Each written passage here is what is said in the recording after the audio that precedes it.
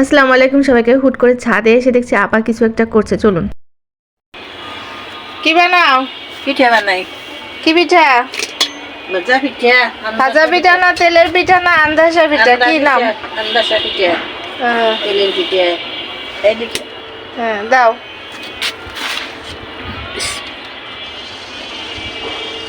আপা পিঠা ভাজতেছে, কয়েকবার আমাকে ডাকছে, আমি আসার সময় পাই নাই, গাছে পানি দিচ্ছিলাম। এখন পিঠা বানানো আপনারা দেখেন আপার কি সুন্দর ফুলতেছে, মাশাআল্লাহ। সবাই দেখেন, কালকে এই চাল ভিজাইয়ে পাটায় বেটে রেখে দিছিল, তাই না? জি। এক রাত ছিল, তারপরে আজকে দেখেন কত ফুলে ফুলে পিঠাটা হয়েছে। মানে মানে একটু ভিজায় রাখলে পিঠাটা ভালো হয় না? দেখেন মাশাআল্লাহ কত সুন্দর হয়েছে পিঠা। দাও।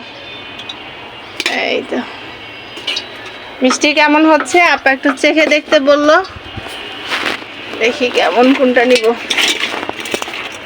এই তো মিষ্টি ঠিক আছে, তা একটু হলে ভালো হয়, বুঝছো?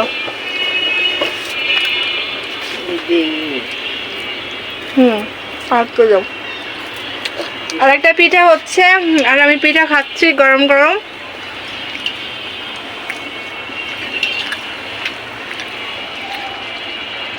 শীতকাল আর এই পিঠা দুটো অন্যরকম একটা সম্পর্ক, তাই না? এলো বৃষ্টির দিনের পিঠা, বর্ষার সময় পিঠা। এটা বর্ষাকালে না শীতকালে? বর্ষাকালে। ও, শীতকালে হলো বাফা পিঠা আর ডিজাইনের। তাই? জি। আপনারাই বলেন।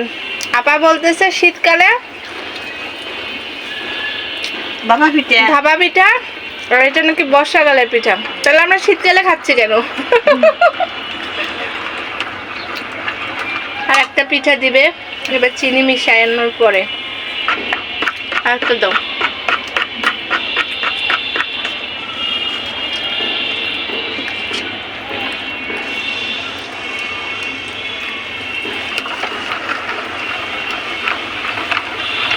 এটা মনে হচ্ছে আরো সুন্দর হইলো, মাশাআল্লাহ। ওই তো চাল যদি ভিজানো থাকে তাহলে পিঠা ভালো হবে, তাই না?